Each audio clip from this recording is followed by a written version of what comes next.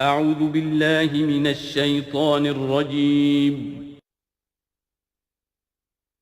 بسم الله الرحمن الرحيم.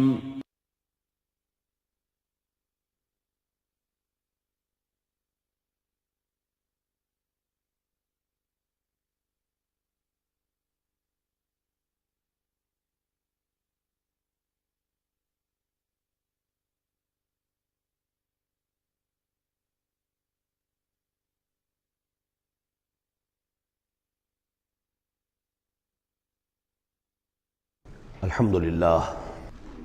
للہ وکفیٰ والصلاة والسلام علی عبادہ الذین اصطفیٰ، خصوصاً علی افضلہم وخاتم النبیین محمد الامین وعلی آلہ وصحبہ اجمعین. اما بعد فقد قال اللہ تبارک وتعالی کما ورد فی سورۃ القصص: اعوذ باللہ من الشیطان الرجیم، بسم اللہ الرحمن الرحیم. ان قارون کان من قوم موسیٰ فبغى علیہم وآتیناہ من الکنوز ما ان مفاتحہ لتنوء بالعصبة أولي القوة اذ قال له قومه لا تفرح ان اللہ لا يحب الفرحین وابتغ فیما آتاک اللہ الدار الآخرة ولا تنس نصیبک من الدنیا وأحسن کما أحسن اللہ إلیک ولا تبغ الفساد فی الأرض ان اللہ لا يحب المفسدین. صدق اللہ العظیم. اب آگے چلیے، سورہ قصص کے آخری یہ دو رکوع ہیں، جن میں سے پہلے رکوع میں ایک کردار کا ذکر ہو رہا ہے، قارون. اور میں آپ کو بتا چکا ہوں کہ یہ کردار جو ہے اسے بھی ایک فرد نہ سمجھیے، بلکہ یہ کہ جو بھی کوئی حکمران قوم ہوتی ہے وہ اپنی غلام قوم کے اندر اس طرح کے کردار باقاعدہ پیدا کرتی ہے، جس کو کہ کہا تھا ملکہ سبا نے کہ ان الملوک اذا دخلوا قریۃ جعلوا عزت اہلھا اذلہ. اور اس کا ایک نتیجہ یہ نکلتا ہے کہ جو گھٹیا لوگ ہوتے ہیں، بے غیرت لوگ ہوتے ہیں، اپنی قوم کے ساتھ غداری کرتے ہیں، انہیں پھر وہاں خطابات دیے جاتے ہیں، نوازا جاتا ہے، ان کے اونچے منصب ہوتے ہیں، آنریری مجسٹریٹ بنا دیے گئے ہیں، فلاں ہو گئے ہیں. یہ سب کون تھے؟ یہ انگریزوں نے در حقیقت ہندوستان میں اپنی جو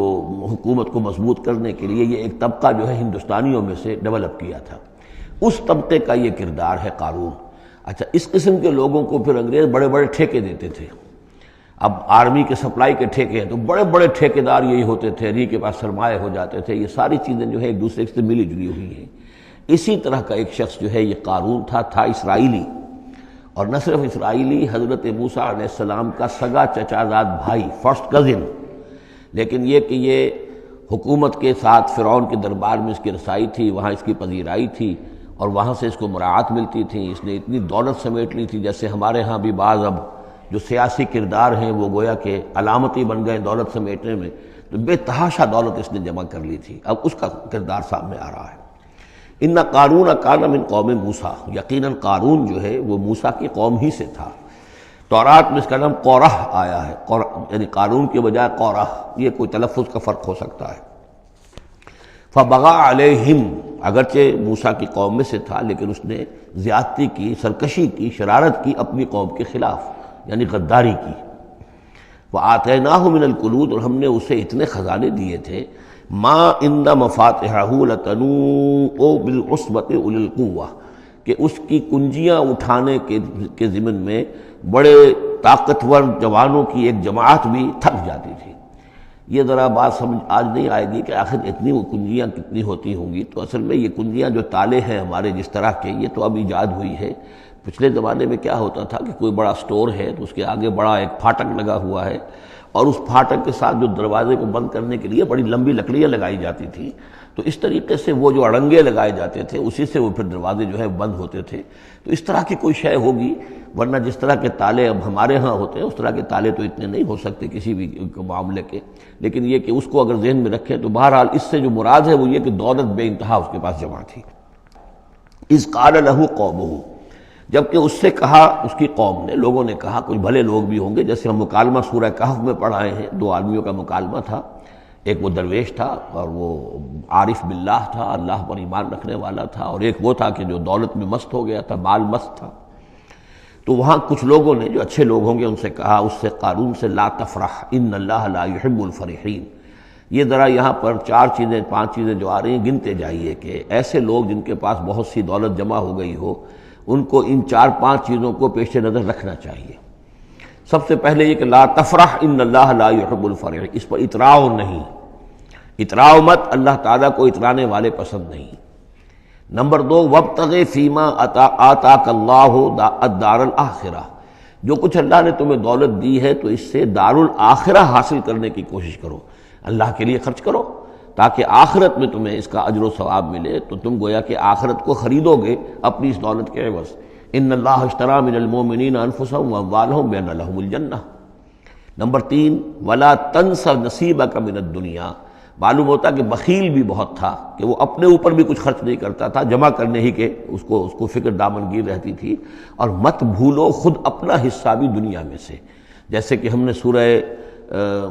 اعراف میں پڑھا تھا کہ قل من حرم زینۃ اللہ التی اخرج لعبادہ والطیبات من الرزق، اگر اللہ نے کسی کو کچھ دیا ہے تو پھر وہ اچھا کھائے اچھا پہنے، اس میں کس نے حرام کیا ہے؟ کوئی رہبانیت کا انداز تو نہیں ہے۔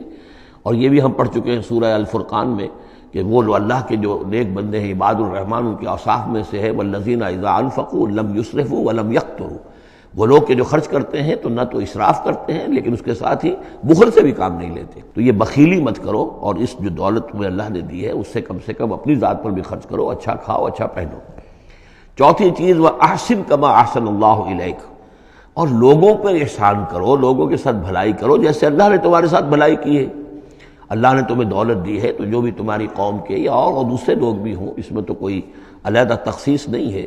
غریبوں کا، محتاجوں کا، مسکینوں کا، ان کا جو حق ہے، وفی اموالہم حق معلوم للسائل والمحروم، تو اس میں سے یہ ہے کہ اللہ نے تم پر احسان کیا ہے، یہ دولت دی ہے تو تم لوگوں کے ساتھ احسان کرو۔ اور 5ویں بات، ولا تبغی الفساد فی الارض، زمین میں فساد مت بچاؤ۔ اب یہ کیا مراد ہے؟ فساد کون سا مچا رہا تھا؟ وہ نبی تھے اس وقت کے حضرت موسیٰ علیہ السلام۔ حضرت موسیٰ علیہ السلام اپنے کار نبوت و فرائض رسالت کی ادائیگی میں پوری طریقے سے لگے ہوئے ہیں،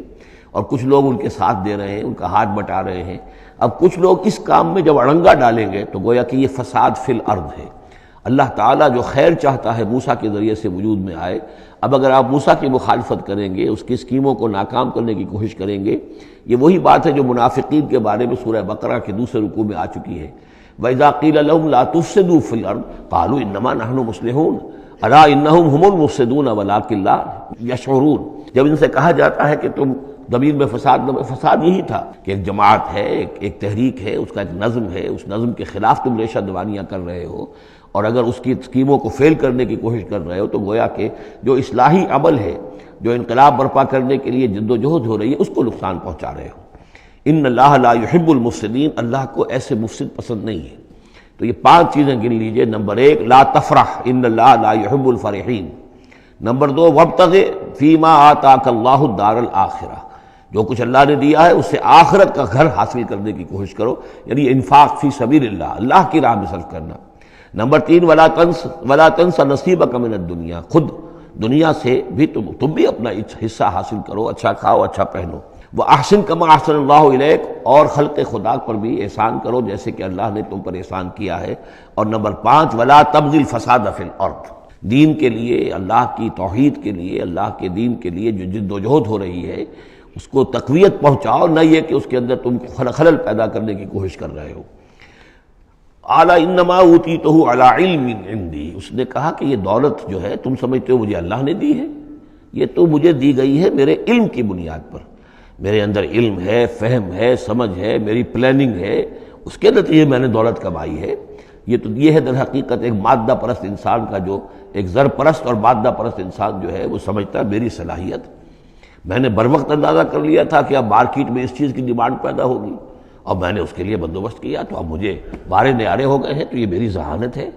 میں نے اندازہ کر لیا کہ اب یہ جو ہے اتار چڑھاؤ جو ہے بازار میں آنے والا ہے، اسی کے حساب سے میں نے کچھ خرید و فروخت کی ہے تو مجھے دولت مل گئی ہے۔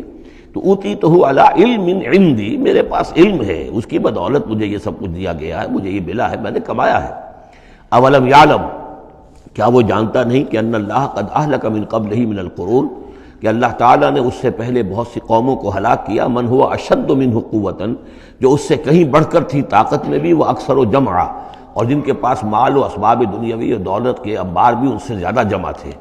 ولا یسأل عن ذنوبہم المجرمون، اور اللہ تعالیٰ کو اس کی ضرورت پیش نہیں آئے گی کہ مجرموں سے ان کے جرم پوچھے، یعنی اللہ تعالیٰ کے پاس تو پورا حساب کتاب موجود ہے، اعمال نامے موجود ہیں، اسے کسی سے پوچھنے کی ضرورت نہیں ہوگی کہ تم کیا جرائم کر کے آئے ہو۔ تو یہ تو گویا کہ از خود اللہ کے علم میں ہے، اور اظہر من الشمس ہوگا۔ یہی بات سورہ رحمان میں آئے گی، فَيَوْمَئِذٍ لَا يُسْأَلُ عَنْ ذَنبِهِ إِنسٌ وَلَا جَانٌ، کسی بھی انسان سے اور کسی بھی جن سے پوچھنے کی ضرورت نہیں ہوگی، بلکہ یہ کہ در حقیقت ان کے تو ماتھے پر لکھا ہوا ہوگا، يُعْرَفُ الْمُجْرِمُونَ بِسِيمَاهُمْ فَيُؤْخَذُ بِالنَّوَاصِي وَالْأَقْدَامِ، مجرم تو اپنے پیشانیوں سے پہچان لیے جائیں گے، اور یہ کہ پھر ان کو سر کے بالوں سے اور ادھر سے قدموں سے دو طرف سے پکڑ کر، ادھر سے سر کے بال اور ادھر سے پاؤں پکڑ کر اور ٹاس کر دیا جائے گا جہنم کے اندر۔ تو قال انما اوتیتہ علی علم عندی اولم یعلم ان اللہ قد اہلک من قبلہ من القرون من هو اشد منہ قوۃ واکثر جمعا ولا یسأل عن ذنوبہم المجرمون فخرج علی قومہ فی زینتہ۔ اب ایک دن ایسا ہوا کہ وہ نکلا اپنے پورے ٹھاٹھ باٹھ کا اظہار کرتے ہوئے، خدم و حشم کو لیے ہوئے، بیش قیمت کپڑے اور خلعتیں پہنی ہوئی، اور سواری کے اوپر اپنی دولت کا بھی مظاہرہ کرتے ہوئے۔ قال الذین یریدون الحیاۃ الدنیا، تو اب جو اس معاشرے میں وہ لوگ تھے کہ جن کی نگاہوں میں، خود ان کی اپنی نگاہوں میں بھی دنیا کی زندگی کھبی ہوئی تھی، اور جو چاہتے تھے، طالب تھے دنیا ہی کے، یا لیت لنا مثل اوتی قارون، وہ انہوں نے کہا کاش کہ ہمیں بھی یہ ساری چیزیں ملیں جو قارون کو ملی ہیں، جو کچھ دیا گیا ہے، اسے جو دولت دی گئی ہے، اس کے پاس جو ثروت ہے، اور اس کو جو اللہ تعالیٰ نے اس کے اوپر نعمتوں کی بارش کی ہے، کاش ہم پر بھی ہو۔ انہ لذو حظ عظیم، یہ تو بہت ہی نصیب والا ہے، بہت خوش قسمت انسان ہے یہ قارون، کتنا اس کی جو ہے سمجھیے کہ خوش بخت انسان ہے کہ اس پر اللہ کی اتنی نظر کرم ہے اور اتنی دولت اس نے کمائی ہے۔ ظاہر بات ہے کہ دولت مندوں کی دولت نظر آتی ہے، یہ لوگوں کو پتہ نہیں ہوتا یہ کمایا انہوں نے کس طور سے ہے۔ وقال الذین اوتوا العلم، اور کہا ان لوگوں نے کہ جنہیں علم دیا گیا تھا، جو صاحب علم و فہم تھے، جنہیں معلوم تھا اصل حقیقت، فرمایا انہوں نے کہا ویلکم، تمہارے لیے خرابی ہے، ثواب اللہ خیر لمن آمن وعمل صالحا، جو شخص ایمان لائے اور نیک عمل کرے اسے جو ثواب اللہ کی طرف سے ملنے والا ہے وہ اس سے کہیں بڑھ کر ہے۔ تم حسرت کے ساتھ اس کی دولت کو دیکھ رہے ہو، اس کے ٹھاٹ باٹ کو دیکھ رہے ہو، اس کی شان و شوکت کو دیکھ رہے ہو، اور تمہیں حسرت کا احساس ہو رہا ہے، اگر تم واقعتاً ایمان اور عمل صالح کی شرائط پوری کرو تو جو کچھ اللہ تعالیٰ تمہیں دے گا خود اس دنیا میں بھی، سورہ نور میں ہم پڑھ چکے ہیں، لَيَسْتَخْلِفَنَّهُمْ فِي الْأَرْضِ، حکومت ان کو دے گا، خلافت ان کی قائم کرے گا جو ایمان اور عمل صالح کا حق ادا کر دے۔ پھر آخرت میں جو ثواب ملنا ہے ظاہر بات ہے کہ اس کا تو کوئی تصور بھی تم نہیں کر سکتے۔ وَلَا يُلَقَّاهَا إِلَّا الصَّابِرُونَ، لیکن وہ جو صبر ہے، وہ جو اجر و ثواب ہے آخرت کا، وہ انہی لوگوں کو حاصل ہو سکے گا کہ جو صبر کرنے والے ہوں۔ اس دنیا میں وہ جیسے بھی ہو، ضروریات پوری ہو جائیں، بس اس سے زیادہ کی ہوس نہ رکھیں، ایسا نہ ہو کہ کسی کے سامنے ہاتھ پھیلانا پڑے۔ حضور کی حدیث ہے ما قل و کفا خیر مما کثر والہا، کم ہو چیز لیکن کفایت کر جائے، ضرورت پوری ہو گئی، وہ اس سے کہیں بہتر ہے کہ زیادہ ہو، بہتات ہو، دولت بہت ہے اور وہ اللہ سے غافل کر دے، اس لیے کہ جب بہتات ہوگی تو انسان پر غفلت طاری ہو جائے گی۔ جب ایسا ہو کہ آج کے کھانے کا تو ہے، کل کے لیے اللہ پر توکل ہے تو اللہ یاد رہے گا، پھر انسان اللہ کو بھولے گا نہیں۔ تو ما قل و کفا خیر مما کثر والہا ولا يلقاها الا الصابرون فخسفنا به وبداره الارض، تو ہم نے اسے یعنی قارون کو اور اس کے محل کو ہم نے دھسا دیا زمین میں، اللہ تعالیٰ کی طرف سے عذاب خسف کا آیا اس پر۔ فما كان له من فئة ينصرونه، تو اس کے نہ تو کوئی ایسا لاؤ لشکر رہا کہ جو اس کی مدد کرتا من دون اللہ، اللہ کے مقابلے میں، وما كان من المنتصرین، نہ خود وہ اس قابل تھا کہ کوئی انتقام لے سکتا اللہ سے، معاذ اللہ۔ وَأَصْبَحَ الَّذِينَ تَمَنَّوْا مَكَانَهُ، اب وہ لوگ کہ جو تمنا جنہوں نے کی تھی بالامس، جو گزشتہ شام، اب جس رات کو وہ خسف ہوا ہے، اگلے روز جو دھوم مچی کہ وہ تو قارون کا محل جو زمین میں دھس گیا، اس کے سارے خزانے بھی گئے، وہ خود بھی گیا زمین کے اندر، تو اب جو وہاں پر شور ہوا ہوگا تو وہی لوگ جو پچھلی شام کو تو یہ کہہ رہے تھے کاش ہمیں بھی وہی کچھ ملے جو کچھ قارون کو دیا گیا ہے، یہ تو بڑا خوش قسمت انسان ہے۔ وَأَصْبَحَ الَّذِينَ تَمَنَّوْا مَكَانَهُ، جنہوں نے یہ چاہا تھا کہ وہی مقام و مرتبہ اور وہی چیزیں انہیں بھی مل جائیں، بالامس سے پچھلی دن، یقولون وہ یہ کہنے لگے، یہ بھائی کان اللہ یبسط الرزق لمن یشاء من عبادہ ویقدر، کہ بھئی یہ تو اللہ تعالیٰ کی طرف سے ہے کہ وہ جس کے لیے چاہتا ہے رزق شادہ کر دیتا ہے اپنے بندوں میں سے، اور جس کے لیے چاہتا ہے تنگ کر دیتا ہے یا ناپ توڑ کر دینا شروع کر دیتا ہے۔ لولا ان من اللہ علینا، اگر اللہ تعالیٰ نے ہم پر احسان نہ فرمایا ہوتا، لخسف بنا، تو ہم بھی اسی طریقے سے خسف کر دیے گئے ہوتے، یعنی ہم تو کہہ رہے تھے کہ ہم بھی اس جیسے ہو جائیں، ہمیں بھی اس کی سی دولت مل جائے، لیکن اس کی دولت کا جو انجام آج ہماری نگاہوں کے سامنے آیا ہے، لولا ان من اللہ، اگر اللہ تعالیٰ نے ہم پر یہ احسان نہ کیا ہوتا کہ ہمارے پاس وہ دولت نہیں تھی، لخسف بنا، تو ہم کو بھی اسی طریقے سے زمین میں دھسا دیا گیا ہوتا۔ وَكَأَنَّهُ لَا يُفْلِحُ الْكَافِرُونَ، خرابی، لیکن یہ جان لو کہ کافر لوگ فلاح نہیں پائیں گے، بڑی خرابی ہے، بڑی ہلاکت ہے، اور کافر لوگ جو ہے وہ فلاح نہیں پائیں گے۔ تو یہ کردار ہے قارون کا۔ اب اس صورت کے آخری آیات ہیں، اور میں چونکہ اب ابتدا میں جس قدر اہتمام کے ساتھ یہ جوڑوں کا تعلق بیان کر رہا تھا، چونکہ میں نے محسوس کیا کہ اب رفتار تیز ہونی چاہیے، اس میں کچھ کمی کر دی ہے۔ اب یہاں بھی نوٹ کر لیجیے گا کہ یہی سورۃ القصص اور اس سے پہلے سورۃ النمل، ان کے درمیان کیا کیا مشابہتیں ہیں، خاص طور پر اس آخری آیات میں۔ فرمایا تلک الدار الآخرۃ نجعلها للذین لا یریدون علوا فی الارض ولا فسادا، یہ جو آخرت کا گھر ہے یہ ہم نے ریزرو کیا ہے ان لوگوں کے لیے کہ جو زمین میں اپنی بڑائی، اپنا اقتدار نہیں چاہتے، اپنی بلندی نہیں چاہتے اور نہ فساد چاہتے، وہ اللہ کے دین کی سربلندی کے لیے محنت کر رہے ہیں۔ اس کے نتیجے میں ہو سکتا ہے کہ اللہ تعالیٰ انہی کو ذمہ داری دے دے حکومت کی، لیکن وہ طالب نہیں ہے حکومت کے، وہ اپنی سربلندی کے طالب نہیں ہے۔ اس سے زمین و آسمان کا فرق ہے کہ ایک ہے کہ آپ کسی نظریے کے لیے کام کر رہے ہیں، اب نظریے میں اگر آپ کی جد و جہد ہے، انقلاب میں آپ کامیاب ہو گئے تو ظاہر بات ہے کہ پھر انقلاب کے بعد ذمہ داری سنبھالنی پڑے گی۔ محمد رسول اللہ صلی اللہ علیہ وسلم ہی کو مدینے کی اس چھوٹی سی شہری ریاست جو وجود میں آئی تھی، آخر اس کی ذمہ داری سنبھالنی پڑی، حالانکہ آپ خدا نہ خواستہ کوئی اقتدار کے طالب یا اقتدار کے بھوکے تو نہیں ہو سکتے تھے، لیکن یہ ہے کہ طلب جو ہے وہ اللہ جانتا ہے دل میں کس کے طلب ہے۔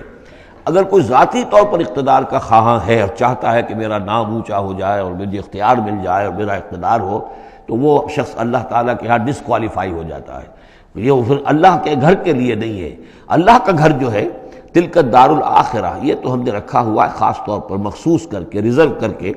للذین لا یریدون علوا فی الارض، جو زمین میں اپنے اقتدار کے خواہاں نہیں ہیں، ولا فسادا، نہ زمین میں فساد بچانا چاہتے ہیں، والعاقبۃ للمتقین، اور عاقبت یعنی پچھلا گھر جو ہے، عاقبت کی پچھلی زندگی جو ہے یقیناً یہ اہل تقویٰ کے لیے، اس کی بھلائیاں، اس کے محاسن، اس کا عیش اور آرام وہ اللہ تعالیٰ نے اپنے متقی بندوں کے لیے خاص کیا ہے۔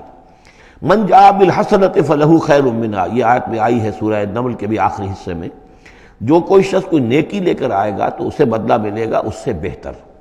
ومن جاء بالسیئۃ، اور جو کوئی بدی لے کر آئے گا فلا یجزی الذین عملوا السیئات الا ما كانوا یعملون، تو وہ لوگ کہ جو ان برائیوں کا ارتکاب کر رہے ہیں انہیں بدلہ نہیں دیا جائے گا مگر وہی جو کچھ کہ وہ کر کے لائے۔ مطلب یہ کہ اللہ تعالیٰ کی طرف سے اضافہ نہیں ہوگا، جتنے جرم کیے ہیں اتنی ہی سزا، لیکن اہل ایمان اور اہل صلاح جو ہیں ان کی نیکیوں میں اللہ تعالیٰ 10 گنا دے، 700 گنا دے، اس سے بھی بڑھا دے، یضاعف لمن یشاء، تو یہ اللہ تعالیٰ کی مرضی ہے، جتنا چاہتا ہے دیتا، خیر منہا، بہرحال جو کچھ کر کے لے جاؤ گے اس سے بہتر ملے گا۔ لا یجزی الذین عملوا السیئات الا ما كانوا یعملون، انہیں وہی کچھ ملے گا جو کچھ کہ وہ عمل کر کے لائے تھے۔ ان الذی فرض علیک القرآن لرادک الی معاد، سورہ نمل میں آیا تھا کہ مجھے وَأُمِرْتُ أَنْ أَتْلُوَ الْقُرْآنَ، مجھے تو حکم دیا گیا میں قرآن سناتا رہوں، قرآن پڑھ کر تمہارے سامنے میں قرآن کے ذریعے سے انذار اور تبشیر اور قرآن کی تبلیغ اور قرآن کے ذریعے سے تذکیر اور قرآن کے ذریعے سے تمہارے جو نفسیاتی اور روحانی روگ ہیں ان کی شفا کے لیے میں کوشش کرتا رہوں، میرا کام تو یہ ہے۔ ان اتلو القرآن، مجھے حکم دیا گیا میں قرآن کی تلاوت کرتا رہوں، تلاوت پڑھ کر قرآن تمہیں سناتا رہوں۔ اب یہاں اسی کو تعبیر کیا، ان الذی فرض علیک القرآن، اے نبی جس ہستی نے آپ پر اس قرآن کی ذمہ داری ڈال دی ہے، اس کی تبلیغ آپ کے لیے فرض تھی، جیسے کہ ہم سورہ مائدہ میں آج پڑھا ہے، یا ایھا الرسول بلغ ما انزل الیک من ربک وان لم تفعل فما بلغت رسالتہ، اس قرآن کی تبلیغ کرنا آپ پر فرض ہے۔ اور جیسا کہ میں آپ کو بتا چکا ہوں، پھر آپ نے امت کے حوالے کر دی کہ اب امت کے فرض ہے، فلیبلغ شاہد الغائب، فلیبلغ یہ فعل امر ہے، اب لازم ہے کہ وہ پہنچائیں جو یہاں ہیں ان کو، جو یہاں نہیں ہے۔ اس طریقے سے یوں سمجھیے کہ ایک سلسلہ جو ہے وہ شروع کر دیا گیا۔ لیکن یہاں فرمایا جا رہا ہے نبی ان الذی فرض علیک القرآن، جس ہستی نے آپ پر یہ قرآن فرض کیا ہے، جس ہستی نے آپ پر قرآن کی ذمہ داری عائد کی ہے۔ یہی ذمہ داری اصل میں پھر جو ہم میں سے ہر ایک پر آتی ہے وہی ہے جو میرے کتابچے میں نے وضاحت کے ساتھ بیان کی ہے کہ وہ 5 ذمہ داریاں ہیں۔ اللہ قرآن پر ایمان جیسا کہ ایمان کا حق ہے، قرآن کی تلاوت جیسے کہ تلاوت کا حق ہے، قرآن کو سمجھنا جیسے کہ سمجھنے کا حق ہے، قرآن پر عمل جیسے کہ عمل کا حق ہے، پھر قرآن کی تبلیغ، قرآن کو عام کرنا۔ ان الذی فرض علیک القرآن رادک الی معاد، وہ یقین آپ کو لوٹا لے جائے گی وہ ہستی، وہ اللہ جس نے آپ پر یہ قرآن کی ذمہ داری ڈالی ہے، تبلیغ قرآن کا فرض فریضہ آپ کے کاندھوں پر رکھا ہے، وہ یقیناً آپ کو پہنچائے گا بہت اچھی جگہ لوٹنے کی۔ معاد عاد یعود سے اس میں ظرف ہے، لوٹنا، لوٹنے کی جگہ۔ اب معاد سے مراد آخرت عام طور پر ہے، ایمان بالرسالت، ایمان باللہ، ایمان بالمعاد، ایمان بالآخرہ کو ایمان بالمعاد بھی کہا جاتا ہے۔ لیکن اس کے بارے میں بعض روایات ایسی ملتی ہیں کہ اس کا شان نزول یہ ہے کہ حضور صلی اللہ علیہ وسلم جب ہجرت کے سفر پر نکلے ہیں مکے سے، تو جو عام راستہ تھا اس سے ہٹ کر آپ نے، چونکہ اندیشہ تھا اور واقعہ تھا کہ تعاقب ہو رہا تھا، تلاش کیا جا رہا تھا، 3 دن رات تو آپ غار ثور میں روپوش رہے، پھر آپ نے ایک بڑا ہی سخت راستہ اختیار کیا تھا کہ جو پہاڑی راستہ تھا جو گزر رہا تھا، جس پر کہ کوئی انسان جاتا نہیں تھا۔ لیکن کچھ آگے چل کر وہ راستہ جو ہے وہ پھر اس مین راستے سے جا کر مل گیا۔ یوں سمجھیے یہ راستہ جا رہا تھا مین کہ جو مکے سے مدینے کا تھا، حضور نے ایک اور راستہ اختیار کیا، لیکن کچھ عرصے کے بعد وہ راستہ جا کر اس راستے کے ساتھ مل گیا۔ جہاں ملا، اب آپ خود سوچئے کہ وہاں ایک ایسی سچویشن آ گئی کہ حضور ایک ٹی پر کھڑے ہوئے ہیں، اب داہنی طرف جاتے ہیں تو مدینہ ہے اور بائیں طرف جاتے ہیں تو مکہ ہے۔ اس وقت حضور کے دل میں ایک ہوک سی اٹھی ہے، اس لیے کہ جب آپ مکے سے روانہ ہوئے تھے تب بھی روایات میں آیا ہے کہ آپ کعبے سے لپٹ کر آپ نے یہ کہا تھا کہ اے بیت اللہ مجھے تجھ سے بڑی محبت ہے،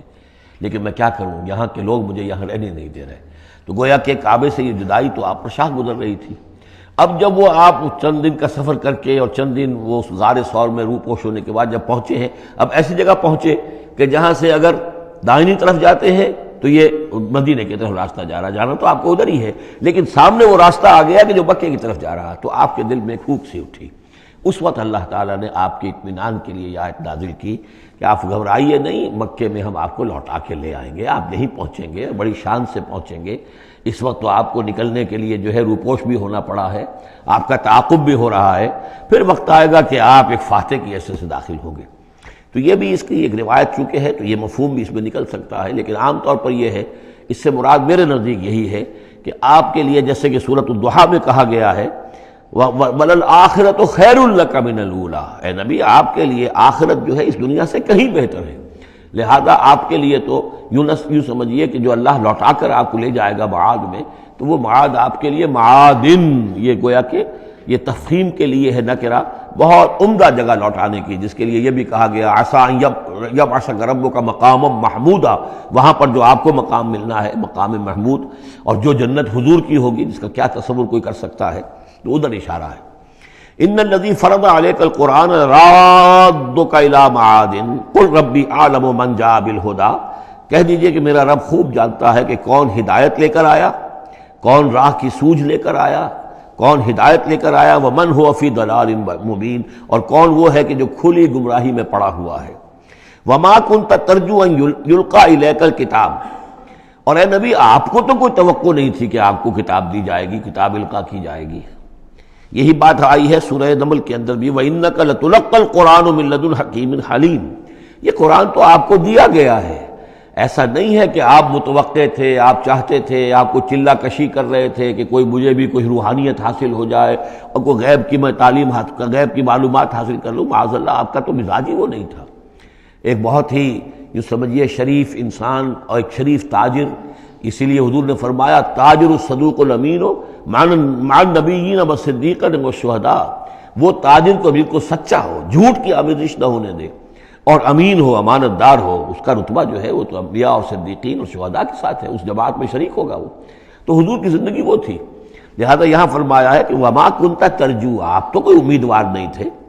نہ آپ کو یہ توقع تھی کہ آپ پر یہ کتاب اتاری جائے گی، الا رحمۃ من ربک، یہ تو اللہ کی رحمت ہوئی ہے، اس کی مہربانی ہے کہ آپ کو اس نے چنا ہے، پسند کیا ہے، اور آپ کو اللہ تعالیٰ نے یہ کتاب عطا فرمائی۔ فلا تکونن ظہیرا للکافرین، تو آپ کافروں کے پشت پناہ نہ بنے۔ اس میں اشارہ ہو رہا ہے، میں جیسے کہ ہم پڑھ چکے ہیں سورہ نساء کے اندر کہ اے مسلمانوں، گویا کہ یہ بات کہی گئی تھی کہ تم اپنی عصبیت اور قبائلی عصبیت کی وجہ سے، تمہارا ایک شخص ہے، منافق ہے، اس نے وہ چوری بھی کی تھی، اب تم اس کی پشت پناہی کر رہے ہو اور سارا کا سارا الزام یہودی پر ڈالنا چاہ رہے ہو، تو یہ عصبیت جاہلیت ہے۔ یہاں ذکر کیا جا رہا ہے فلا تکونن ظہیرا للکافرین۔ اب ظاہر بات ہے کہ حضور جب مکے میں دعوت دے رہے ہیں تو اب رشتے جو ہیں وہ کٹ رہے ہیں، گویا کہ ابو لہب سگا چچا ہے لیکن دشمنی کے انتہا کیے ہوئے ہیں۔ تو یہ جو آپ نے فرمایا، اب آپ اپنے رشتوں کو ان کافرین کے ساتھ، اب آپ اپنے تعلقات کو کوئی اہمیت نہ دیں، ان کے ساتھ کسی عصبیت کا کوئی اگر اثر کہیں ہو بھی، کہیں اگر کوئی یعنی بہت ہی ادنا سا خفیف سا بھی شائبہ اگر دل میں ہو تو اس کو بھی آپ نکال دیجئے۔ یہی لفظ کہے تھے حضرت موسیٰ علیہ السلام نے جب وہ قبطی مارا گیا تھا ان کے ہاتھوں، کہ جب اللہ تعالیٰ نے توبہ قبول کر لی کہ میں کبھی بھی ابھی کسی کافر کا اور کسی ایسے شخص کا، میں ظالم کا ظہیر نہیں بنوں گا، پشت پناہ نہیں بنوں گا، تو وہی حکم حضور کو دیا جا رہا ہے۔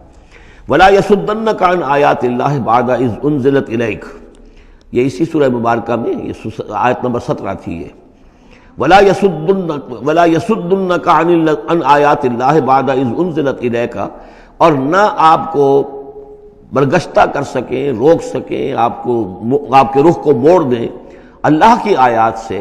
بعد اذ انزلت الیک، جبکہ وہ آپ پر نازل کر دی گئیں، ودعو الی ربک، یعنی یہ آپ کے کنبے والے، قبیلے والے، آپ کے یہ قریش جو ہیں، جو آپ ہی کے قبیلے کے لوگ ہیں، اگر آپ ان کے ساتھ کوئی اپنا بھائی چارہ رکھیں گے اور کوئی ان کے ساتھ تعلق قلبی جو ہے استوار رکھنے کی کوشش کریں گے، اگر کسی درجے میں بھی یہ قبائلیت جو ہے آپ کے اندر رہی تو یہ روک دیں گے پھر آپ کو، یہ تو پھر اس سے استعمال کریں گے اور اس کی بنا پر جو ہے وہ پریشرائز کرنے میں آپ کو کامیاب ہو جائیں گے کہ وہ آپ کو قرآن مجید کی جو آیات آپ پر نازل ہو رہی ہیں ان سے برگشتہ کر دیں۔ ولا یصدنک، اور نہ کرنے پائیں آپ کو برگشتہ اللہ کی آیات سے، بعد اذ انزلت الیک، اس کے بعد کہ وہ آپ پر نازل کر دی گئی ہیں، ودعو الی ربک، اور اپنے رب کی طرف دعوت دیتے رہیے، ولا تکونن من المشرکین، اور دیکھیے شرک سب سے گھناؤنا جرم ہے تو اس کا کوئی شائبہ بھی اپنے قریب بتانے دیجئے۔ ولا تدعوا مع اللہ الہا آخر، جیسا کہ میں نے بار بار عرض کیا ہے، اس میں خطاب تو ہوتا ہے بظاہر حضور سے واحد کے صیغے میں، لیکن یہ کہ یہ خطاب صرف حضور سے نہیں ہے بلکہ اصلاً اس کے مخاطب مسلمان ہیں حضور کے وساطت سے۔ ولا تدعوا مع اللہ الہا آخر، اور مت کسی کو پکارو اللہ کے ساتھ کسی اور الہ کو، لا الہ الا ہو، اس کے سوا کوئی معبود نہیں ہے، کل شیء ہالک الا وجہہ، ہر شے فنا میں ہے یا فنا ہو جائے گی سوائے اس کا چہرہ۔ اب یہ کہ اللہ کا چہرہ کون سا ہے، اور یہ کہ اگر اللہ کا چہرہ جو ہے صرف اس کے لیے فنا نہیں تو کیا اللہ کے لیے کوئی باقی اعضاء بھی ہیں، ان کے لیے فنا ہے؟ معاذ اللہ ثم معاذ اللہ۔ یہ آیات جیسا کہ میں نے عرض کیا کہ اللہ کی ذات سے متعلق ہوں، عالم برزخ سے متعلق ہوں، عالم غیب اور عالم آخرہ کی، ان کے بارے میں بس جتنا کچھ بتا دیا ہے اس کے اوپر اکتفا کی جائے، اس سے آگے منطق کے حوالے سے اس کا جو ہے لازم اور ملزوم کے ایک ایک قدم بڑھاتے نہ جائیں، تو اس میں یہ ہے کہ انسان جو پھر غلط راستے پر پڑ جائے گا۔ العجز عن درک ذات ادراکو، حضرت ابوبکر صدیق نے فرمایا تھا اللہ تعالیٰ کی ذات تو وہ ہے کہ جب انسان یہ سمجھ لے کہ میں اس کی ذات کو نہیں سمجھ سکتا، بس یہی ادراک ہے، یہی معرفت ہے کہ اللہ کی ذات جو ہے وراء الورا ثم وراء الورا ثم وراء الورا۔ یہ الفاظ شیخ احمد سرہندی، جن کو ہم مجدد الفسانی رحمۃ اللہ علیہ کے نام سے جانتے ہیں، وہ اپنے خطوط میں مکاتیب میں انہوں نے بار بار یہ الفاظ کہے، ذات باری تعالیٰ وراء الورا ثم وراء الورا ثم وراء الورا، اس کا کوئی تصور کسی انسان کے لیے ممکن نہیں ہے۔ لیکن یہ کہ ہر شے ہلاک ہو جانے والی ہے سوائے اللہ کے چہرے کے، ظاہر بات ہے کہ ہر شے کے لیے فنا ہے، اور یہاں پہ اکثر لوگوں نے پھر اس منہ سے مراد لیا پوری ہستی، جیسے کہ ہم بھی کسی کے منہ دیکھو کہ یہ کام کر رہا ہے تو گویا کہ کسی کے لیے، کسی کے رضا جوئی کے لیے کر رہا ہے، تو اس اعتبار سے گویا کہ ذات باری تعالیٰ تو ہے کہ جو ہمیشہ قائم رہنے والی ہے، اور یہاں اس کے چہرے سے مراد اس کی پوری ذات ہے۔ باقی جو کچھ ہے، اب جو ہمارے ہاں صوفیہ ہیں جو وحدت وجود کے قائل ہیں، وہ تو اب بھی سمجھتے ہیں کہ باقی جو کچھ ہے وہ ہے ہی نہیں، معدوم کے درجے میں ہے، اس کی کوئی حقیقت نہیں ہے۔ کل ما فی الکون وہم او خیال او وقوف فی المرایا او ظلال، جو بھی کچھ اس کائنات کے اندر ہے اللہ کی ذات کے سوا یا تو وہ وہم ہے کل ما فی الکون وہم او خیال او عکوس فی المرایا، یا جیسے کہ شیشوں میں عکس نظر آتے ہیں، آئینہ قد آدم ہے، آپ اس کے سامنے کھڑے ہیں تو آپ پیچھے بھی نظر آ رہے ہیں اس کے، ہے تو نہیں آپ وہاں، جو جیسے کہ شیشے میں عکس ہوتا ہے کہ اس کا وجود کوئی نہیں، اسی طریقے سے یہ کائنات جو ہے اپنی اصل کے اعتبار سے معدوم کے درجے میں ہے۔ اور پھر یہ کہ یہ بھی ہمارا عقیدہ ہے کہ ہر شے فنا ہو جائے گی۔ لہ الحکم، اسی کے لیے ہے اختیار، بادشاہی، حکومت، وَإِلَيْهِ تُرْجَعُونَ، اور اسی کی طرف تم لوٹا دیے جاؤ گے۔ یہاں یہ 4 صورتیں جو تھیں اس سورہ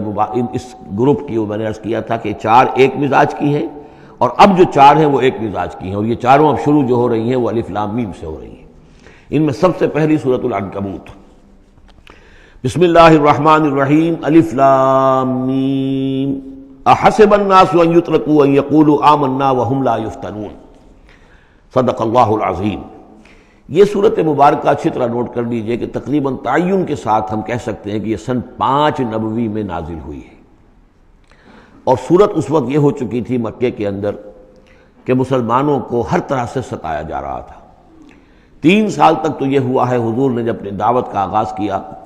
تو پہلے 3 سال تو یہ ہے کہ کوئی زیادہ الارم محسوس نہیں کیا، خطرہ محسوس نہیں کیا مکے والوں نے، بلکہ انہوں نے کوشش یہ کی کہ چٹکیوں میں اڑا دیں، استہزاء ہے، تمسخر ہے، شاعر ہے، ساحر ہے، یہ ہے وہ ہے، جو بھی کہہ کر کہ جیسے کہ ول جو ہوتی ہے کسی کی، اگر یہ ان کی جو ول ہے اس کو کل کر دیا جائے تو اگر یہ بددل ہو کر بیٹھ جائیں محمد تو یہ سارا معاملہ خود ہی ختم ہو جائے گا۔ جو داعی ہے، جو لیڈر ہے، اگر اس کی جو قوت ارادی ہے اسے کسی طرح ختم کر دیا جائے تو استہزاء سے، تمسخر سے، یہ پرسیکیوشن جو تھی وربل تھی، زبانی۔ لیکن جب انہوں نے دیکھا کہ یہ دعوت تو بڑھ رہی ہے، اور سب سے بڑھ کر یہ ہے کہ ہمارے غلاموں کے طبقے میں سے لوگ ان کے پاس آ گئے ہیں اور ایمان لے آئے ہیں، اور ہمارے نوجوان ان کے گرویدہ ہو گئے ہیں، ہمارے نوجوان ان کے پر ایمان لے آئے ہیں، اور اونچے گھرانوں کے نوجوان، مصعب بن عمیر آ گیا ہے، اور عثمان ابن عفان آ گیا ہے رضی اللہ تعالیٰ عنہما، اور فلاں آ گئے ہیں، سعد ابن ابی وقاص آ گیا، وہ بھی نوجوان تھے، یہ جو اس طرح کے اونچے گھرانوں کے لوگ آ گئے ہیں۔ تب انہوں نے پھر فیصلہ کیا کہ اب ان کو سزا دی جائے، انہیں مارا جائے، انہیں گھروں میں بند رکھا جائے، اور خاص طور پر جو غلام تھے بیچارے، جن کے کوئی وہاں حقوق تھے ہی نہیں۔ غلام تو اپنے آقا کی ملکیت ہوتا تھا، وہ اگر آقا اپنے غلام کو قتل بھی کر دے تو اس پر کوئی جرم نہیں، اس لیے کہ ایسے ہی ہے جیسے کہ آپ کی بکری تھی، جب تک آپ نے چاہا گھر میں اپنے باندھے رکھا، اس کا دودھ پیا، جب آپ نے چاہا اس کو ذبح کیا اور گوشت کھا لیا، تو اس میں آپ کو کون پوچھے گا کہ یہ بکری کیوں ذبح کی تم نے؟ بھائی بکری میری ملکیت تھی۔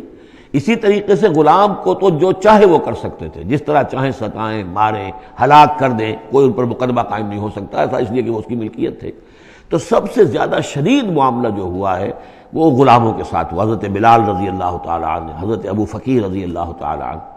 پھر یہ کہ کچھ اور لوگ وہاں پر ایسے تھے جو حلیف کی حیثیت سے رہتے تھے، وہ قرشی نہیں تھے، غلام بھی نہیں تھے لیکن قرشی بھی نہیں تھے، لیکن یہ کہ مکے میں ان کا قیام تھا کسی قرشی کے امان، اس سے امان لے کر، اس کے حلیف کی حیثیت سے۔ جیسے یہ آئے تھے جو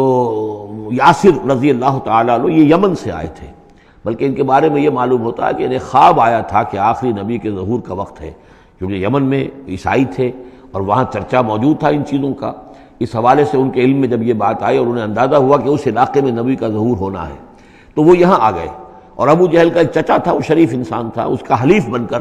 اور اس کی زیر کفالت انہوں نے مکے میں رہنا شروع کر دیا، اور اسی کی یہ لونڈی تھی حضرت سمیہ رضی اللہ تعالی عنہ۔ تو جو آقا تھا ابو جہل کا چچا، اس کی اجازت سے حضرت سمیہ سے نکاح کر لیا، اور اللہ نے ان کو بیٹا دیا جس کا نام عمار ہے۔ تو عمار اور ان کے والد یاسر اور والدہ عمار کی اور یاسر کی اہلیہ یہ سمیہ، یہ 3 کا خاندان تھا۔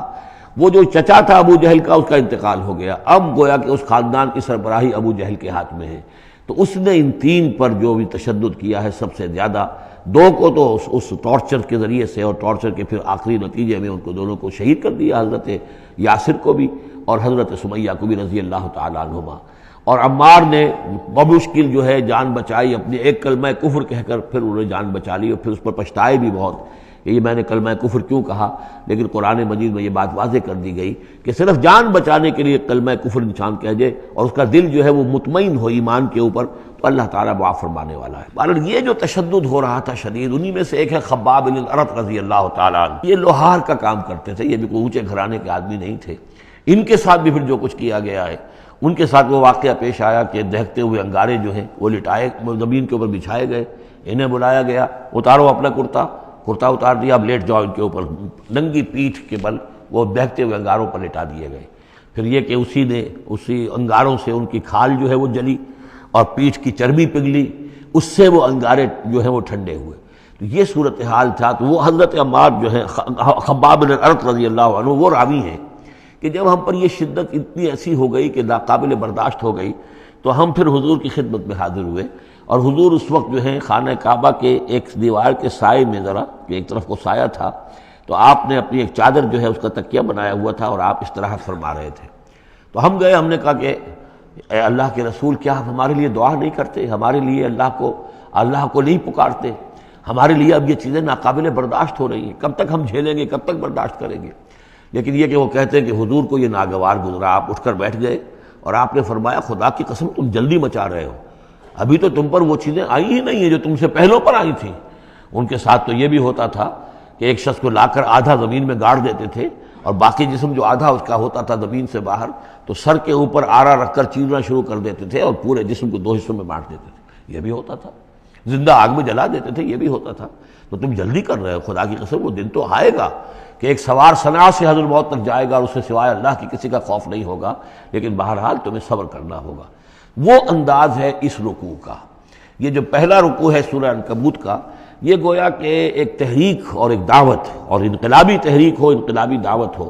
اس میں جو آزمائشیں آتی ہیں، تکلیفیں آتی ہیں، مصائب آتے ہیں، ظاہر بات ہے لوگوں کو قربانیاں دینی پڑیں گی تبھی کوئی کام ہوگا، بغیر اس کے تو نہیں ہوتا۔ اور جب تصادم کا مرحلہ شروع ہو جائے، جب یہ ہے کہ ایک جو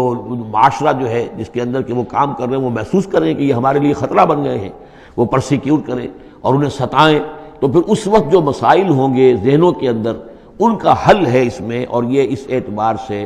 ضربۃ السلام ہے پورے قرآن مجید میں، اس موضوع کے اعتبار سے یہ چوٹی ہے۔ جیسے کہ میں نے آپ کو حدیث سنائی لکل شیء ضربۃ یا کل شیء سنام،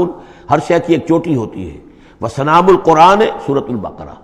قرآن کی بحیثیت مجموعی چوٹی وہ تو سورہ بقرہ ہے، لیکن یہ کہ قرآن حکیم میں مختلف جو مضامین کے اعتبار سے جیسا کہ میں نوٹ کراتا آیا ہوں کہ اس موضوع پر یہ آیت یہ گویا کہ ذروۂ سنام ہے، یہ رکوع جو ہے یہ اس موضوع پر ضربۂ سنام ہے قرآن مجید کا، اس کا کلائمیکس ہے، اس کی چوٹی ہے۔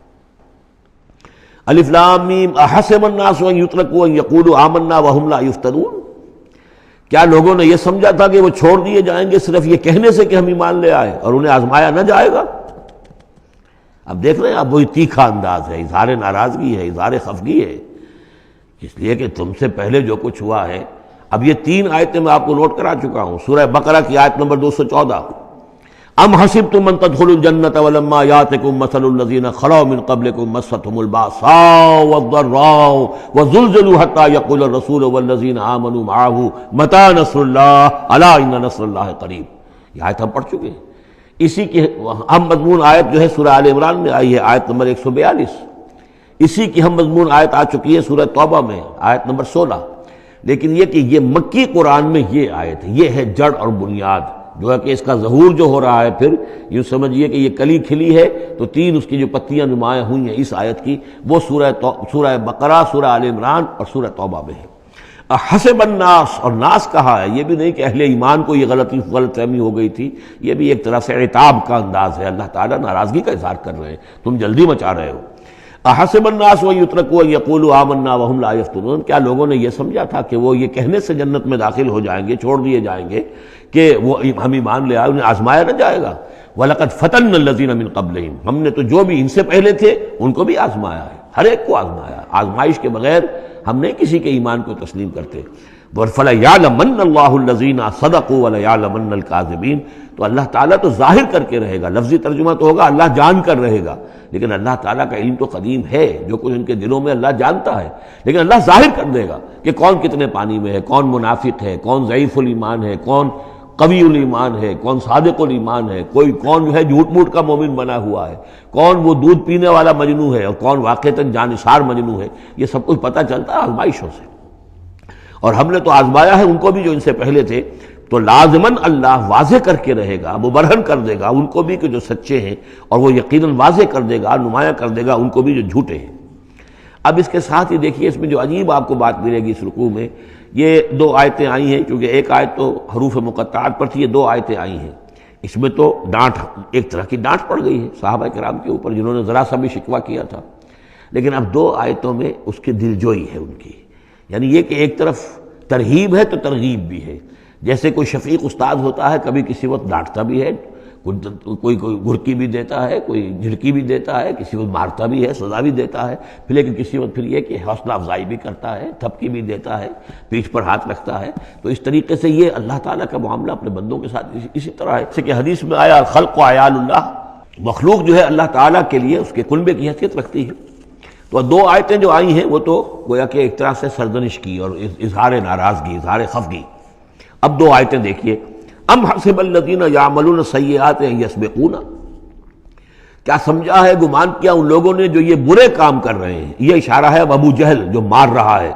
حضرت یاسر کو مار رہا ہے، حضرت سمیہ کو مار رہا ہے، ٹارچر کر رہا ہے، یا جو بھی امیہ ابن خلف ہے جو حضرت بلال کے ساتھ وہ سختیاں کر رہا ہے، گلے میں رسی ڈال کر، اور جو جانوروں کی لاشیں ہوتی ہیں ان کے طریقے سے گھسیٹا جا رہا ہے مکے کی گلیوں کے اندر، اور بڑی تپتی ہوئی جو ہے گلیاں ہیں اور اوپر سورج آگ برسا رہا ہے، اور سیدھا لٹا دیا گیا ہے انہیں ننگے پیٹھ، اور پھر اوپر ایک بھاری پتھر بھی رکھ دیا گیا ہے۔ لوگ یہ حرکتیں کر رہے ہیں، کیا ان کا یہ گمان ہے کہ وہ ہماری پکڑ سے بچ جائیں گے؟ اب یہ بات ان کی طرف آئی تو گویا کہ اہل ایمان کے لیے ایک دل جوئی اور تشفی، ان کے زخموں پر مرہم رکھا جا رہا ہے، یہ نہ سمجھو کہ یہ بچے رہیں گے، ایک وقت آئے گا۔ چنانچہ خود حضرت بلال رضی اللہ تعالیٰ عنہ نے غزوہ بدر میں امیہ ابن خلف جو ان کا آقا تھا اسے قتل کیا ہے، حالانکہ حضرت عبد الرحمن ابن عوف نے کوشش کی، اس کے ساتھ کچھ ان کے تعلقات تھے پرانے، اس کی بنا پر اس کو بچانے کی کوشش کی کہ تاکہ اسے قید کر لیں، قتل نہ ہونے دیں، قیدی ہو جائے تاکہ پھر یہ کہ وہ فدیہ دے کر چھوٹ سکے، لیکن حضرت بلال کو جو غصہ تھا اس پر، تو وہ پورا غصہ انہوں نے اس وقت اتارا ہے۔ اور یہی بات میں کہا کرتا ہوں کہ جو مکے میں 12 برس کہا گیا کہ ذرا اپنے ہاتھ روکے رکھو، تو نالا ہے بلبل شوریدہ تیرا خام ابھی، اپنے سینے میں اسے اور ذرا تھام ابھی، ایک وقت آئے گا کہ تمہارے ہاتھ کھول دیے جائیں گے، اور وہ ہم سورہ حج میں پڑھ چکے ہیں، اُذِنَ لِلَّذِينَ يُقَاتَلُونَ بِأَنَّهُمْ ظُلِمُوا، اب تک تمہارے ہاتھ ہم نے باندھے رکھے ہوئے تھے اور اب تمہارے ہاتھ کھولے جا رہے ہیں۔ ام حسب الذین یعملون السیئات ان یسبقونا ساء ما یحکمون، کیا یہ سمجھتے ہیں ابو جہل اور یہ امیہ ابن خلف اور اسی کے قبیل کے اور لوگ کہ جو یہ حرکتیں کر رہے ہیں ہم نے انہیں چھوٹ دی ہوئی ہے، اس وقت ہمارے ان اہل ایمان بندوں پر جو چاہیں یہ کر لیں، ہمیں کچھ دیر کے لیے ہم نے ان کو آزادی دے رکھی ہے، لیکن بالآخر پکڑیں گے انہیں تو ان بطش ربک لشدید، وہ پکڑ بھی بڑی سخت ہوگی۔ دوسری آیت جو ہے مزید ان کی دلجوئی کے لیے، من کان یرجو لقاء اللہ فإن اجل اللہ لآت، جو کوئی بھی اللہ سے ملاقات کا امیدوار ہے اسے یقین رکھنا چاہیے کہ اللہ کی ملاقات کا وہ معین وقت آ کر رہے گا۔ یعنی اے بلال اور اے ابو فقیہ اور اے خباب، تمہیں کہیں یہ گمان نہ ہو، شیطان یہ وسوسہ نہ کہیں تمہارے دلوں میں ڈالے اور تمہیں پریشان کرے کہ پتہ نہیں آخرت ہونی بھی ہے کہ نہیں ہونی ہے۔ جیسا کہ میں نے عرض کیا تھا کہ دنیا نقد ہے، آخرت ادھار ہے۔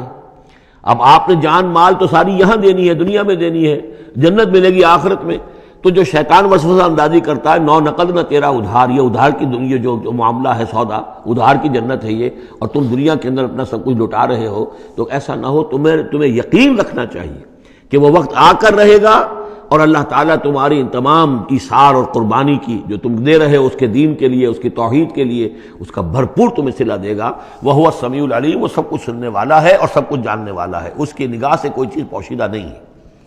وَمَنْ جَاهَدَ فَإِنَّمَا يُجَاهِدُ نَفْسَهُ، اب پھر ایک ذرا تھوڑے سے سرزنش کی آیت بھی آ گئی،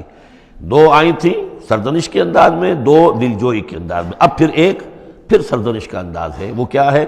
وَمَنْ جَاهَدَ فَإِنَّمَا يُجَاهِدُ لِنَفْسِهِ، دیکھو اگر تم کوئی قربانیاں دے رہے ہو، تکلیف اٹھا رہے ہو، ایثار کر رہے ہو، تو جو بھی جہاد کر رہا ہے وہ اپنے لیے کر رہا ہے، وہ ہمارے اوپر احسان نہ سمجھے۔ اللہ تعالیٰ کی شان اس سے بہت اونچی ہے،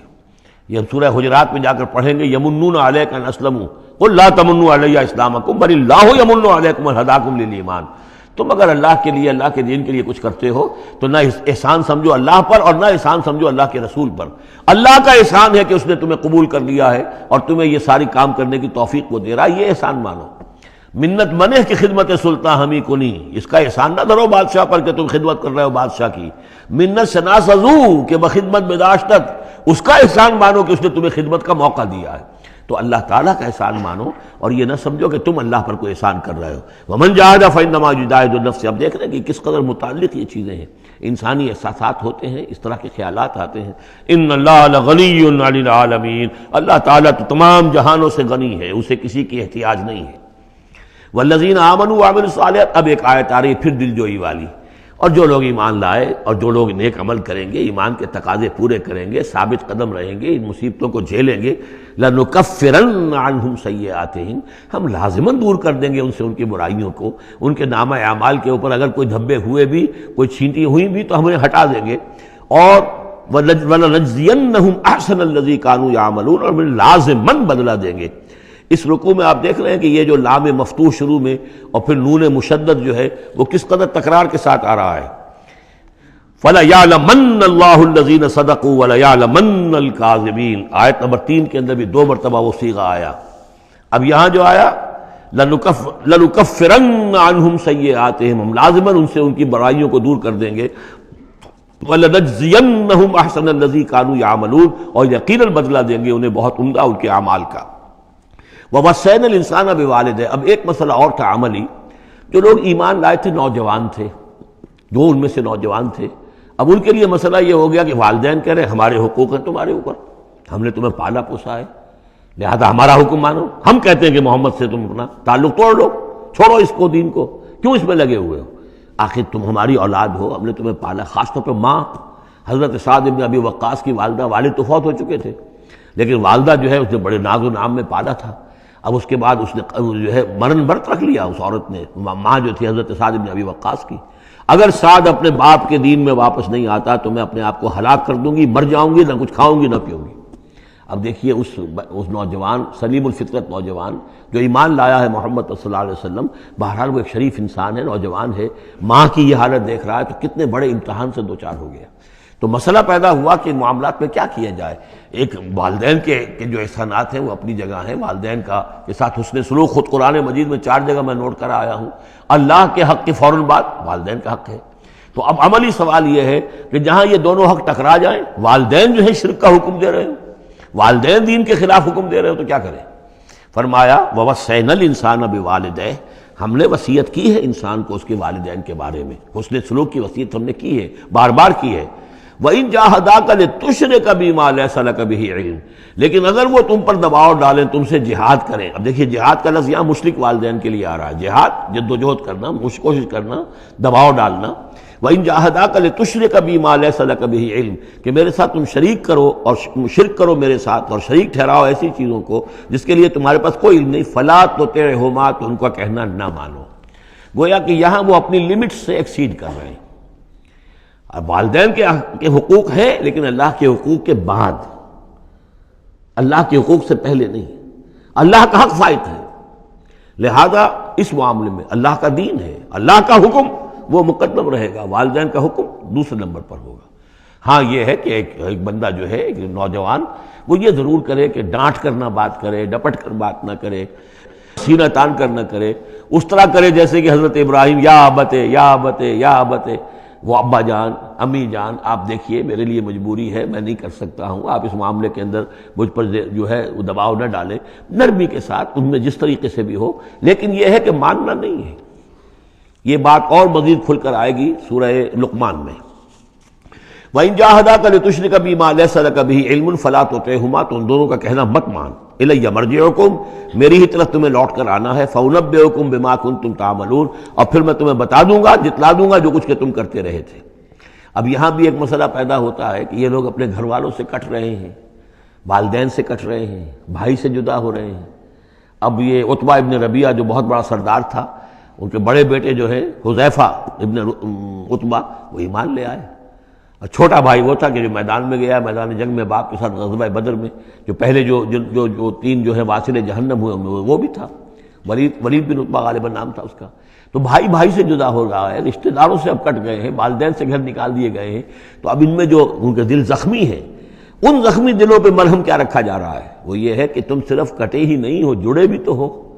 اب تم محمد سے جڑ گئے ہو، اب تم ابو بکر سے جڑ گئے ہو، اب تم یہ جو اہل ایمان کا طبقہ ہے، اب ایک نئی برادری وجود میں آ رہی ہے، یہ تمہارے اصل بھائی ہیں، یہ تمہارے جو دین کے اندر بھائی ہیں، جو نظریاتی بھائی ہیں، جو ہم مقصد بھائی ہیں، یہ ہے تمہارے اصل اب عزیز۔ تو اللہ تعالیٰ نے اگرچہ تمہیں کٹنے کا بھی حکم دے دیا ہے، لیکن یہ کہ اس نے جو تمہارے لیے ایک رفاقت فراہم کی ہے۔ والذین آمنوا وعملوا الصالحات لندخلنہم فی الصالحین، اور یقیناً وہ لوگ جو ایمان لائے اور نیک عمل کرے انہیں داخل کریں گے صالحین میں، اور یہ داخلہ دنیا میں بھی ہو گیا۔ محمد رسول اللہ نے انہیں چھاتی سے لگایا، سینے سے لگایا، اور جیسا کہ 2 دفعہ ہم پڑھ چکے ہیں، حضور کو اللہ تعالیٰ حکم دے رہا ہے کہ آپ ان کے سامنے ذرا اپنے کندھے تواضع، آپ اے محمد آپ تواضع اختیار کیجئے، ان کے سامنے اپنے کندھے جھکائیے۔ وَاخْفِضْ جَنَاحَكَ لِلْمُؤْمِنِينَ، اور وَاخْفِضْ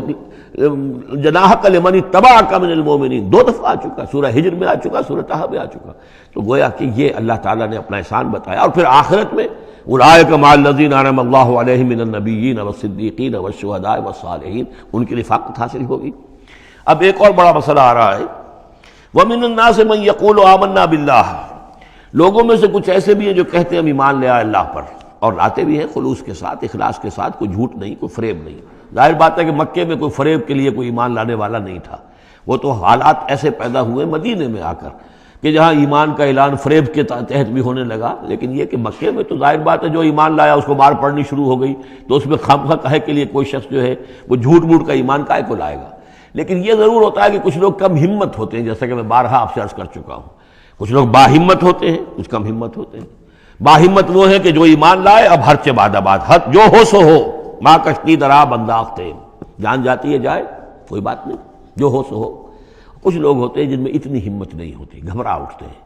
اب ان کو بتایا جا رہا ہے کہ دیکھو اگر تم نے استقامت کا ثبوت اب نہ دیا تو اس کا نتیجہ کیا نکلے گا، تمہارا کیا انجام ہوگا۔ اب وہ ذرا ہے کہ اس میں ان کے لیے پھر تحدید ہے۔ ومن الناس، لوگوں میں سے کچھ ایسے بھی ہیں جو کہتے ہیں من یقول آمنا باللہ، ہم اللہ پر ایمان لائے، فَإِذَا أُوذِيَ فِي اللَّهِ، جب اللہ کی راہ میں اللہ کی توحید کو ماننے کی وجہ سے ان کو ایذا پہنچائی جاتی ہے، پرسیکیوٹ کیا جاتا ہے، انہیں ٹارچر کیا جاتا ہے، جعل فتنة الناس كعذاب اللہ، تو وہ لوگوں کی طرف سے ڈالی ہوئی فتنے کو، آزمائش کو، یہ ایسے اس سے گھبرا اٹھتے ہیں جیسے اللہ کے عذاب سے گھبرانا چاہیے۔ کم ہمتی ہے۔ وَلَئِن جَاءَ نَصْرٌ مِّن رَّبِّكَ، اور اے نبی اگر آپ کے رب کی طرف سے مدد آ جائے، صورتحال تبدیل ہو جائے، فتح آپ کو مل جائے، حالات اچھے ہو جائیں، لَيَقُولُنَّ إِنَّا كُنَّا مَعَكُمْ، اس وقت پھر یہ کہیں گے کہ ہم بھی تو آپ کے ساتھ ہی تھے۔ یہ کردار پہلے بھی آ چکا ہے، سورہ بقرہ میں آ چکا، سورہ حج میں آ چکا۔ وَمِنَ النَّاسِ مَن يَعْبُدُ اللَّهَ عَلَىٰ حَرْفٍ فَإِنْ أَصَابَهُ خَيْرٌ اطْمَأَنَّ بِهِ وَإِنْ أَصَابَتْهُ فِتْنَةٌ انقلب عَلَىٰ وَجْهِهِ خَسِرَ الدُّنْيَا وَالْآخِرَةَ۔ وہی کردار پھر یہاں پر آ گیا ہے۔ کوئی کہا کہ ہم ایمان لے آئے، لیکن جب تکلیف آئی، کوئی مصیبت آئی تو ایسے گھبرا گئے جیسے کہ اللہ کے عذاب سے گھبرانا چاہیے، لیکن یہ کہ اس کے بعد اگر نصرت آ جائے تو یہ آپ موجود ہوں گے کہ ہم بھی ساتھی تھے آپ کے۔ اَوَلَيْسَ اللَّهُ بِعَالَمَ بِمَا فِي صُدُورِ الْعَالَمِينَ، تو کیا اللہ بخوبی واقف نہیں ہے اس سے کہ جو لوگوں کے جو تمام جہان والوں کے دلوں کے اندر ہے اور جو ان کے سینوں کے اندر مضمر ہے۔ وَلَيَعْلَمَنَّ اللَّهُ الَّذِينَ آمَنُوا وَلَيَعْلَمَنَّ الْمُنَافِقِينَ، اور یقیناً اللہ ظاہر کر کے رہے گا سچے اہل ایمان کو اور ظاہر کر کے رہے گا منافقین کو۔ گویا کہ یہ شکل جو ہے یوں سمجھیے یہ وہ روگ ہے کہ یہ اگر بڑھ گیا، تم نے ابھی نپ دی ایول ان دی بڈ، ابھی فوری طور پر اس کی اصلاح کر لو، فوری طور پر علاج کر لو۔ ابھی ٹی بی کا تمہیں انفیکشن ہوئی ہے، فرسٹ سٹیج میں ہے، علاج کر لو۔ لیکن اگر کہیں تم نے اس وقت پرواہ نہ کی اس کی اور یہ مرض بڑھ گیا تو یہ منافقت تک لے جائے گا تمہیں، اللہ تعالیٰ پھر کھول دے گا کہ یہ منافقت ہے۔ تو یہ ہے اصل میں پورے مکی قرآن میں یہ ایک جگہ ہے جہاں لفظ منافقین آیا ہے، باقی کردار آیا ہے سورہ حج کے اندر بھی، لیکن وہاں لفظ منافق نہیں ہے۔ وَمِنَ النَّاسِ مَن يَعْبُدُ اللَّهَ عَلَىٰ حَرْفٍ فَإِنْ أَصَابَهُ خَيْرٌ اطْمَأَنَّ بِهِ وَإِنْ أَصَابَتْهُ فِتْنَةٌ انقلب عَلَىٰ وَجْهِهِ خَسِرَ الدُّنْيَا وَالْآخِرَةَ، لیکن یہاں کھول دیا گیا یہ کردار کس کا ہے، یہ تو پھر منافقت سے۔ وَلَيَعْلَمَنَّ اللَّهُ الَّذِينَ آمَنُوا وَلَيَعْلَمَنَّ الْمُنَافِقِينَ۔ اب ایک اور تیسرا پرابلم ہے، یہ 3 پرابلم یہاں پر ٹیکل کیے گئے ہیں۔ وہ نوجوان جن کے والدین ان کے اوپر دباؤ ڈال رہے تھے، یا وہ کم ہمت لوگ جو ان ایذاؤں سے گھبرا رہے تھے، اور تیسرا یہ ہے کہ کچھ بزرگ لوگ بڑے مخلصانہ انداز میں آ کر کہتے ہیں نوجوانوں سے، کہاں اپنے برباد کر رہے ہو، کیریئر برباد کر رہے ہو، اچھے بھلے تعلیم حاصل کر رہے تھے، تم جا رہے، تم کس کام میں پڑ گئے ہو، اب تمہاری تعلیم اس درجے کی نہیں رہی ہے، تمہارا کاروبار اچھا جا رہا تھا، کیریئر تھا، تمہارا پروفیشن بہت چمک رہا تھا، اور تم اس کام میں پڑ گئے ہو۔ دیکھو یہ تو ایک شخص نے تمہیں ورگلا دیا. دیکھو ہمارے راستے پر چلو، راستہ صحیح یہی ہے. ہم آخر بوڑھے لوگ ہیں، ہمارا تجربہ ہے، ہم نے اپنے بال دھوپ میں سفید نہیں کیے ہیں. ہم تمہیں اپنے تجربے کی وجہ سے کہہ رہے ہیں کہ ہمارے راستے ہی پر چلتے رہو اور کوئی اس کے اندر نقصان نہیں ہوگا، کوئی اللہ کے ہاں پکڑ نہیں ہوگی. اور اچھا اگر اللہ کے ہاں پکڑ ہوئی تو تمہاری طرف سے ہم جواب دہ ہیں، تمہارے گناہوں کا بوجھ ہم اٹھا لیں گے. اب یہ گویا کہ نہایت ناصحانہ انداز، مخلصانہ انداز، بزرگانہ انداز، اس میں یہ بات کہی جاتی تھی. اب اس میں کیا کریں، اس کا جواب دیا گیا. وقال الذین کفروا للذین آمنوا اتبعوا سبیلنا، اور کہتے ہیں یہ کافر ان سے کہ جو ایمان لے آئے، ہمارے ہی راستے کی پیروی کرو، چلے آؤ انہی راستوں پر. ولنحمل خطایاکم، ہم اٹھا لیں گے تمہاری خطاؤں کو، یعنی تمہاری خطاؤں کا بوجھ، تمہارے گناہوں کی سزا ہم بھگت لیں گے. وما ہم بحاملین من خطایاہم من شیء، اور نہیں ہیں وہ ان کی خطاؤں میں سے اٹھانے والے کچھ بھی. انہم لکاذبون، وہ جھوٹ بول رہے ہیں. ولا يحملن اثقالهم واثقالا مع اثقالهم، البتہ وہ اٹھائیں گے لازماً. پھر دیکھیے وہ ليعلمن الله الذين آمنوا ولا يعلمن المنافقین، اور یہاں پھر وہ لفظ آیا ولا يحملن اثقالهم، وہ لازماً اٹھائیں گے اپنے بوجھ بھی، اور یہ جو گمراہ کرنے کی کوشش کر رہے ہیں اس کی وجہ سے اپنے بوجھوں میں اضافہ کر رہے ہیں، وہ مزید بوجھ ہوں گے. لیکن اے نوجوانوں، اگر تم نے ان کی بات مان لی تو تمہارے بوجھ جو ہے وہ نہیں رہ سکیں گے، وہ تمہیں کو اٹھانے پڑیں گے. ولا يسألن يوم القيامة عما كانوا يفترون، اور ان سے لازماً باس پرس ہوگی قیامت کے دن جو افطرا وہ کرتے رہے تھے، جو جھوٹ انہیں گھڑا تھا کہ ہم تمہارے بوجھ اٹھا لیں گے، جبکہ لا تزر وازرۃ وزر اخرى، قیامت میں کوئی نہیں ہے جان جو کسی دوسرے کا بوجھ اٹھا لے. یہ 13 آیات، بلکہ یہ کہ اگر حروف مقطعات نکال دے تو 12 آیات، یہ میں سمجھتا ہوں کہ کسی بھی انقلابی اسلامی تحریک کے کارکن کے لیے یہ حرز جان بننے والی آیات ہیں، کہ یہ معلوم ہے کہ اس کے ذہن میں، اس کے شعور میں پیوست ہو جائیں، جیسے کہ پتھر پر کھود دیا جائے اس طرح نقش ہو جائیں. بارک اللہ لی و لکم فی القرآن العظیم ونفعنی وإیاکم بالآیات والذکر الحکیم.